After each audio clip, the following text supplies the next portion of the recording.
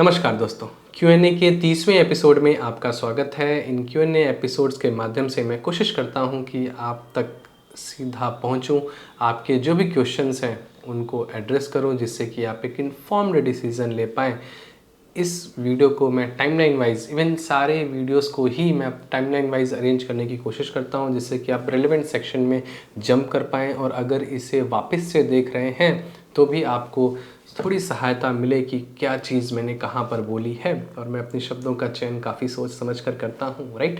तो इंटरेक्टिव वे में भी अपने क्वेश्चंस को रिजॉल्व करने के लिए आप एलीट मेंबरशिप एक्सप्लोर कर सकते हैं। तो शुरू करते हैं। आज का पहला क्वेश्चन AVG लिखते हैं, so grateful to have found your video, what is your outlook on phase 3 of this project, यानी कि Krisumi waterfall residences, both from investment and end user point of view. तो कृसुमी वाटरफॉल रेजिडेंसेस को मैंने 360 degree से cover किया हुआ है, ना कि सिर्फ एक वीडियो में, डिफरेंट वीडियोस में, जिसमें कि कुछ Q&A वीडियोस भी हैं और कुछ डेडिकेटेड वीडियोस भी हैं। मुझे कृसुमी वाटरफॉल रेजिडेंसेस की location, builder, construction quality, project plan, सारी चीज़ें अच्छी लगती हैं। इवन अगर फेज़ 1 फेज़ 2 का प्राइस पॉइंट देखें, स्पेशली जो मैक्स का भी रिसेंटली लॉन्च हुआ था एट द हायर रेट्स, उनके रेट्स को देखें तो भी फिर कृसुमी ज़्यादा वैल्यू फॉर मनी परचेज लगता है। अब अगर आप रेंटल देख रहे हैं तो I think 2 LDK will give you a better rental in comparison to 3 LDKs। और अगर 3 LDK आप एंड यूज़ के लिए देख रहे हैं तो रिकमेंडेड है। तो आप अपनी ड्यू डिलिजेंस कर सकते हैं कि आपको 2 LDK चाहिए या 3 LDK चाहिए, but yes it will be a good rental property. और एंड यूज़ के लिए अगर आप इस लोकेशन को समझें कि आप द्वारका इजीली पहुंच सकते हैं, आज के डेट में अगर आप गवर्नमेंट जॉब में हैं तो आप राजीव चौक इजीली पहुंच सकते हैं, एक्सटेंशन रोड पर पहुंच सकते हैं, गोल्फ कोर्स इजीली पहुंच सकते हैं, न्यू गुड़गांव पर इजीली कनेक्टिविटी है, ओल्ड सेक्टर पर इजीली कनेक्टिविटी है। और इस रोड जहाँ की प्रोजेक्ट पड़ता है उसके रोड के अपोजिट साइड में एक ग्रीन बेल्ट प्लान है और इसकी जो प्रॉक्सिमिटी है ग्लोबल सिटी से वो भी काफ़ी अच्छी है। आज के डेट में एलान मिरेकल मॉल ऑपरेशनल है, आसपास जो प्रोजेक्ट्स लॉन्च हो रहे हैं बिरला वगैरह के जो आगे आने वाले टाइम में प्लान्ड हैं वो भी और हायर रेट्स पर प्लान्ड है। तो इसका एप्रिशिएशन आई थिंक अभी और आने वाला है। मैक्स स्टेट्स ने कुछ प्रूव भी किया है अपनी चीज़ें बेच करके। तो यस, आप कृसुमी को देख सकते हैं। मैं स्टूडियो अपार्टमेंट्स का बहुत ज़्यादा बड़ा फ़ैन नहीं हूँ दिल्ली NCR की मार्केट में, क्योंकि स्टूडियो अपार्टमेंट्स कभी सक्सेसफुल हुए नहीं हैं, एक या दो एक्सेप्शन अगर आप छोड़ दें सेंट्रल पार्क वगैरह का। तो आप एक 2 LDK 3 LDK अपने हिसाब से अपनी ड्यू डिलिजेंस करके देख सकते हैं। अगर आप इनिशियल फेजेस में देखना चाहते हैं तो भी रिकमेंडेड है। नेक्स्ट क्वेश्चन लेते हैं। अभिषेक सिंगल जी लिखते हैं, how is resale deals in affordable market, are they worth buying trading at 60 lakh, can be a good topic for you to share some points on resale affordable for pros and cons of the investors. तो resale affordable के लिए मैंने एक video किया था, challenges of living in an affordable housing project, आप वो refer कर सकते हैं। बाकी मैंने मेंबर्स ओनली वीडियोस के माध्यम से आई थिंक पिछले 8-9 महीनों से बताता आया हूँ कि अफोर्डेबल हाउसिंग की रीसेल आपको देखनी चाहिए। आज यस 60, 70, 75 लैक्स पर ट्रेड कर रहे हैं, बट आगे आने वाले टाइम में ये 1 CR भी टच करने वाले हैं। भले ही इसमें आपको कार पार्किंग नहीं मिल रही है, फिर भी ये वैल्यू फॉर मनी परचेज़ है। आप ये देख लें कि जो आपका मेट्रो, अपकमिंग मेट्रो का प्लान है या बस स्टॉप्स हैं, मतलब पब्लिक ट्रांसपोर्ट से कनेक्टिविटी उसकी अच्छी हो, कंस्ट्रक्शन क्वालिटी अच्छी हो, सोसाइटी आज के दिन में वेल मेंटेन्ड हो, तो ऐसी चीज़ ले सकते हैं। मेरे हिसाब से जो द्वारका एक्सप्रेसवे का रेट चल रहा है वो 75 लैक्स के आसपास का एक ठीक ठाक सी सोसाइटी का है, तो उस पर आप कंसिडर कर सकते हैं। रेंटल भी आई थिंक अप्रॉक्स 28,000 to 30,000 के आसपास का रेंटल है, जो कि काफ़ी चीप डील है, राइट। बिल्कुल कंसिडर करना चाहिए। ये अभी आगे और क्यों बढ़ेंगे, आई थिंक मैंने जो रिसेंटली भी 4S अफोर्डेबल्स का रिव्यू किया था उसको, उस रिव्यू वीडियो में बताया था मैंने कि जो नेक्स्ट बजट सेगमेंट का जंप है वो 1.5-1.6 CR का है, और ये जो गैप है अफोर्डेबल और बजट सेगमेंट का, ये कहीं ना कहीं पिछले टाइम में बढ़ा है और आगे आने वाले टाइम में और बढ़ना ही है। तो ये चीज़ 1 CR और 1.05 CR तक जाएगी। तो आप बिल्कुल कंसिडर कर सकते हैं। हो सकता है कि नेक्स्ट हाफ में ही ये रेट्स आप सुनने को मिले, राइट। तो आप कंसिडर कर सकते हैं, जो भी आपके बजट में है। आर कनन जी लिखते हैं, it's a interesting comment, it is about people's affordability, whether it is BJP or Congress. If developers, property dealers think that they can keep escalating the prices and buyers would keep buying, then they are living in a fool's paradise. Okay, also Gurgaon is a place with a lousy infrastructure, no power, no water, no sewerages, water logging during rains, once worse traffic. तो yes, बात काफ़ी हद तक आपने सही कही है। और जब से ये एयर पॉल्यूशन वाली चीज़ भी आई है तो I am getting lot of DMs, चाहे ट्विटर पर हो। यस, मैं ट्विटर पर भी कोशिश करता हूँ एक्टिव रहने की। अगर आप वहाँ पर रीच करना चाहते हैं तो रीच कर सकते हैं, अपने रिएक्शंस दे सकते हैं। बाकी यस, कुछ डीएम्स भी आते हैं कि एयर पॉल्यूशन कितना ज़्यादा है, ये महंगी सोसाइटीज़ हैं। किसी का कुछ तो डीएम था कि यस, ये 5 CR का अपार्टमेंट है और वहाँ से व्यू सामने कुछ आ ही नहीं रहा था। तो ये सारे चैलेंजेस आपने जो बोले वो बिल्कुल सही हैं। इस वजह से प्राइसेस क्रैश हो जाएंगे, ये सोचना आई थिंक एक सही विचार नहीं है, राइट। होता क्या है कि ये लूजी इंफ्रास्ट्रक्चर, ये चैलेंजेस इन लिवेबिलिटी कंट्रीब्यूट करते हैं प्राइस हाइक में। मैं एक बार समझाता हूँ। लेट्स से गुड़गांव का इंफ्रास्ट्रक्चर बिल्कुल अच्छा नहीं है। न्यू गुड़गांव के जो सेक्टर 92 है, 90 है, 91 है, आज के डेट में लिवेबल नहीं है किसी एक क्लास के लिए। तो अगर वो 5 BHK अफोर्ड कर सकते थे एक अंडर डेवलप्ड लोकेशन में, जहाँ पर कि वाटर लॉगिंग के इश्यूज़ आते हैं, बारिश आ जाती है तो पानी निकलता ही नहीं है, सीवरेजेस के इश्यूज़ हैं, एयर पोल्यूशन भी कंपेरेटिवली ज़्यादा रहता है, तो they will prefer a 3.5 BHK on golf course road, right. और गोल्फ कोर्स रोड की डिमांड बढ़ जाएगी तो हम कह सकते हैं कि एक पॉश सोसाइटी बन जाएगी गोल्फ कोर्स रोड, जहाँ पर एलीट लोग ही रहना चाहेंगे। इसी वजह से हमने देखा कि गोल्फ कोर्स के प्राइजेज़ इतने ज़्यादा क्यों हुए। कैमेलिया में जो कि एक सिग्नेचर डेवलपमेंट है DLF का, वहाँ पर प्राइजेज़ 140 CR तक क्यों चले गए। तो लूजी इंफ्रास्ट्रक्चर का एक और एग्जांपल मैं देता हूँ। आप न्यूयॉर्क को अगर देखें, न्यूयॉर्क की स्ट्रीट्स पर चलना स्मेली, और जो वहाँ से बैक्टीरियल इन्फेक्शंस हो सकते हैं। You can not walk without a mask, right. मैं यहाँ पर भी जब गुड़गांव में बाहर कभी जाता हूँ तो यस, मास्क पहनता हूँ, बट वहाँ पर तकरीबन 8 से 9 महीने यही हालात होते हैं। अगर किसी आप रैंडम न्यूयॉर्क की सिटी पर स्ट्रीट पर अगर वॉक करें तो, बट वहाँ का रियल स्टेट देखें तो Manhattan drives everything, right. Rates are crazy. That doesn't mean कि लूजी इंफ्रास्ट्रक्चर है, प्रॉब्लम है रहने में, तो रियल स्टेट नहीं बढ़ेगा, लोग रहना नहीं चाहेंगे। इसके उलट अगर मैं एग्जांपल लूँ जापान का, दोनों ही मेरे पर्सनल एक्सपीरियंसेस रहे हैं।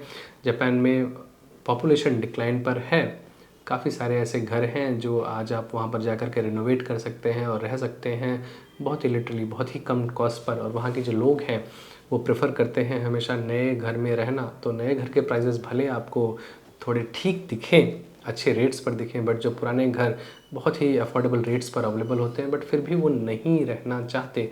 आगे आने वाले टाइम में जापान की पॉपुलेशन हो सकता है 20% और डिक्रीज़ हो, 30% और डिक्रीज़ हो। आज के डेट में वहाँ पर इंफ्रास्ट्रक्चर चैलेंजेस नहीं हैं और आने वाले टाइम में और भी नहीं होंगे। तो क्या किया जाए? जापान में इन्वेस्ट किया जाए? नहीं, जापान बहुत पसंद है मुझे, वहाँ के लोग बहुत अच्छे हैं, इंफ्रास्ट्रक्चर बहुत अच्छा है, एयर क्वालिटी का कोई प्रॉब्लम नहीं है, बहुत ही बेहतरीन शहर है टोक्यो रहने के लिए। बट जब इन्वेस्ट करने की बारी आएगी तो यू शुड प्रेफर न्यूयॉर्क, क्योंकि वहाँ पर प्राइसेस बहुत ज़्यादा जाएंगे, इंफ्रास्ट्रक्चर ख़राब है। सेम हम कंपेयर कर सकते हैं गुड़गांव को नोएडा से। मुंबई में भी कहा जाता है कि इस बारिशों में कितना पानी लग जाता है, सोसाइटी से बाहर नहीं निकला जाता। तो ये सारे जो भी प्रॉब्लम्स हैं, जो भी उस आसपास की अच्छी सोसाइटीज़ हैं, कहीं ना कहीं उनके प्राइजेस को बढ़ाती ही है। और जो एवरेज प्रॉपर्टीज़ हैं या बिलो एवरेज प्रॉपर्टीज़ हैं, लोकेलिटीज़ हैं, वो कहीं ना कहीं स्टैग्नेंट कर जाती हैं। और जो आपने बात कही है वो बिल्कुल ठीक कही है, इन अ सेंस कि जहाँ पर हम आजकल सुन रहे हैं कि बिल्डर्स बायबैक कर रहे हैं, ये फॉल्स इन्फॉर्मेशन फैलाई जा रही है कि ये चीज़ सोल्ड आउट हो गई है, और फिर 2-3 हफ्तों बाद आपके पास कॉल आती है कि ये चीज़ अवेलेबल है। तो यस, ये सारी चीज़ें टिक्स ट्रिक्स कहीं ना कहीं खेली जा रही हैं। डिमांड एंड सप्लाई को मैनेज करने वाली बात है। वैसे भी अगर सप्लाईज़ की बात करें तो काफ़ी लिमिटेड है गुड़गांव में। चेंज लाइसेंसेस जो लैंड के हैं वो पिछले 10 सालों में बहुत कम आए हैं, 5 सालों में तो आए ही नहीं हैं। तो सप्लाईज़ का प्रॉब्लम वहाँ पर है और कुछ इस तरीके से आर्टिफिशियली लोग करने की कोशिश कर रहे हैं। बट फिर भी ये चीज़ें आई थिंक जो टोटल सप्लाई है उसका 5 से 7% भी नहीं होंगे जो इन्फ्लुएंस करने की कोशिश कर रहे हैं। बट जो बाकी चीज़ें हैं मेरे हिसाब से ठीक है। जैसे कि अभी एमआर का सेक्टर 62 में लॉन्च था, कहने को अगर आप उनकी डेंसिटी देखें तो 82-85 पर एकड़ की डेंसिटी निकल करके आती है।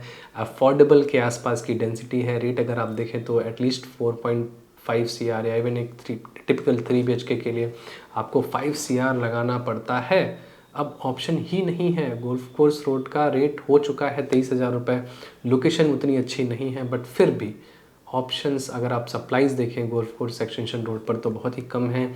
जो लोग एक अट्रैक्टिव प्राइसिंग ऑफ़र कर रहे हैं वो बिल्डर्स भी अच्छे नहीं हैं, राइट। तो यस, प्रॉब्लमेटिक है ये चीज़। कहीं ना कहीं गुड़गांव जो अपर मिडिल क्लास है उनके लिए भी अनअफोर्डेबल होता जा रहा है।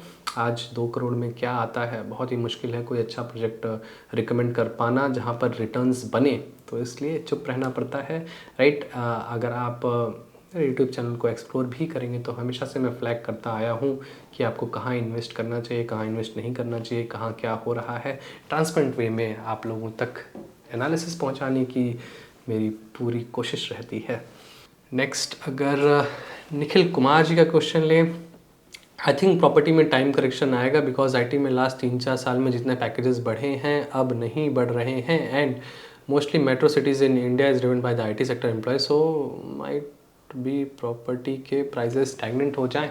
तो अगर प्रॉपर्टी के प्राइजेस स्टैगनेंट भी हो जाते हैं, लेट्स से इन्फ्लेशन हमारा 7% है और प्रॉपर्टी के प्राइजेस 5% पर एक एवरेज प्रॉपर्टी बढ़ती है, तो क्या आप 4 साल बाद 5 साल बाद इस स्टैगनेंट रेट पर वो प्रॉपर्टी खरीद पाएंगे? ये क्वेश्चन पूछना चाहिए। अगर आज एक टिपिकल 3 BHK 3 CR के आसपास का आता है और आज से 4 साल बाद हो सकता है वो 3.7 CR का हो, तो क्या आप 4 साल बाद 3.7 CR अफोर्ड कर पाएंगे? अगर क्वेश्चन हाँ है तो आप बिल्कुल स्किप कर सकते हैं। बट ये विश करना कि प्रॉपर्टी के प्राइसेस स्टैगनेंट हो जाएंगे, अगर स्टैगनेंट नहीं हुए तो अफोर्डेबिलिटी ही नहीं रहेगी आपकी, राइट।